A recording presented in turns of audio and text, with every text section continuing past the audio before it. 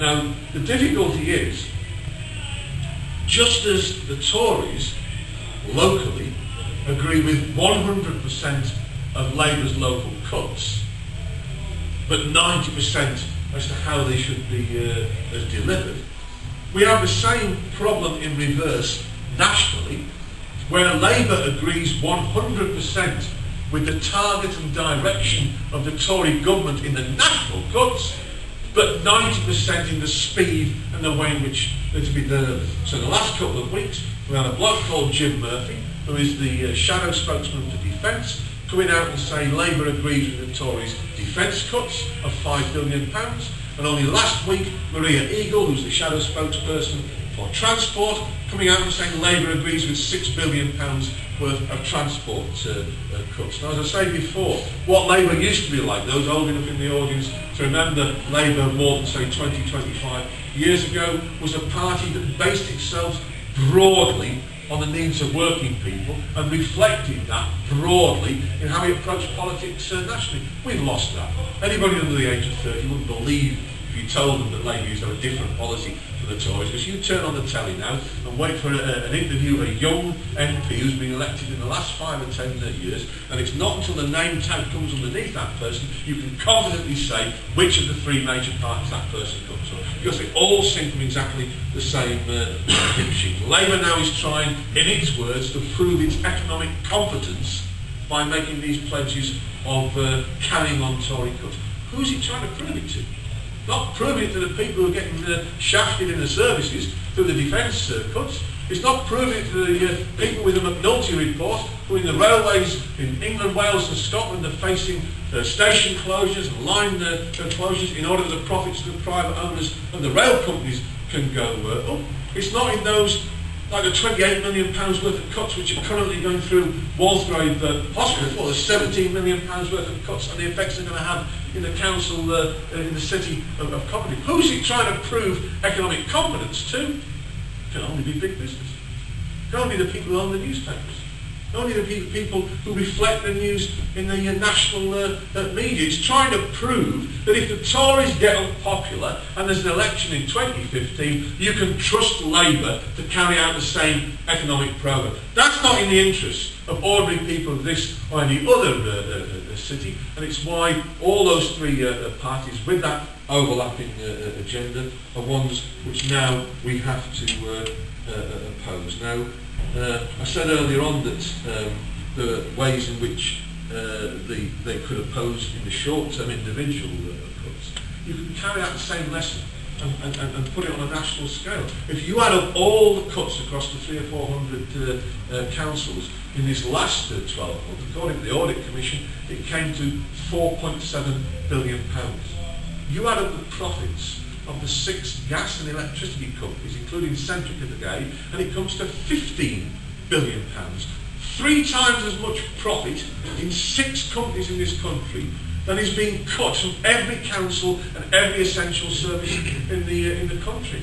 A party that actually wanted to challenge the way things were going would look to taking the profits from those gas and electric companies and using that to mean that there wasn't the need for cuts in essential local public services. In my view, that would be by renationalising the assets that were stolen from us in the 80s under Thatcher and using those national assets to deliver cheaper heat and energy for people who need it, and then using the balance sheets of those assets to plug the holes that we need to keep local and public services going. Now that could be the same put on a wider scale, because cuts aren't just in councils.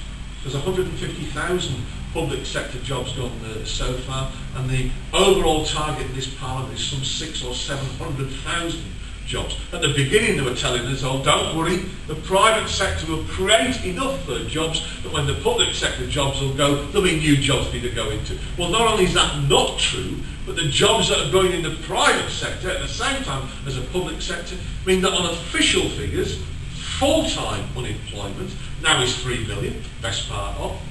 But according to the unions this week, if you add in those who are now working part-time who had or would like to have a full-time job, it's nearly 7 million people in this country who are really unemployed. Graft onto that the attacks that are taking place in pensions, the freezing of the wages, the cuts in welfare benefits, the fragmentation of education through academies or through privatisation accelerating in the health service, the lack of house building for the growing numbers that need somewhere decent to live. And what we need, once you start moving away from the local detail of council cuts, is that we need a national strategy of resistance against this capitalist idea that because the bankers have gambled away, just let me explain that phrase for me. When I was a kid growing up in the 50s and the 60s, if I'd asked them, as I did do, how does the banks work then? Well, it was a simple thing. They had to have £1 in the vaults for every £4 or £5 that they loaned. When the banks started to go bust, with Iceland, Lehman Brothers and so on in 2008 and 2009, most of them got a gearing ratio of 50 or 60 to 1. In other words, they were lending 50 or 60 pounds for every pound that they had in real money to back it up. So of course when one bank said they were calling their loans from another bank and they couldn't pay, you got a collapse which had a domino effect. The way in which finance capital, if you get the chance to buy this week's new copy of the Socialist, I recommend the centre-page article is well worth the read. Just one fact, or two facts actually, from that article. When banks really got going about 100 years ago, back into the 19th century, banks in this country were 5% of the whole economy. We used to make stuff, we had factories, we sold it and so on around the world, and banks and finance capital were a 20th of the annual economy of this country, 5%. Banks, when the collapse took place in 2008, were 500% of the GDP of Britain. They'd grown by 100 times to the point where their notional turnover was 5 times the actual real wealth that's being created in the country in any one year. That's what gambling and speculation means. It takes it to the point where that financial system collapsed, they turned round and they borrowed shed loads of billions. Royal Bank of Scotland, one bank alone, 84 billion pounds put into that bank. Lloyd's TSB, 45 billion pounds put into that bank. Much of that yet to come back from those banks. So the governments, first Labour, then the Tories, said, well, the way we square that circle is we'll borrow some money to put into that situation. And the Bank of England put another 75 billion in the last 3 or 4 weeks, what they call creating liquidity in the economy. And where they're going to get that money from to repay what they borrowed as a government is to take it out of the services that we rely on. Now, this is the biggest attack on us and our families for almost 100 years. But it hasn't come out of the blue. It's a continuation. This is the second example to give from that article.